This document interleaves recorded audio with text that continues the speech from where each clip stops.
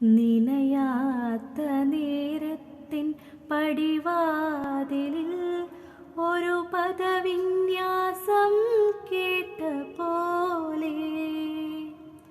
വരവായാൽ ഒരു നാളും പിരിയാത്തിൻ മധുമാസം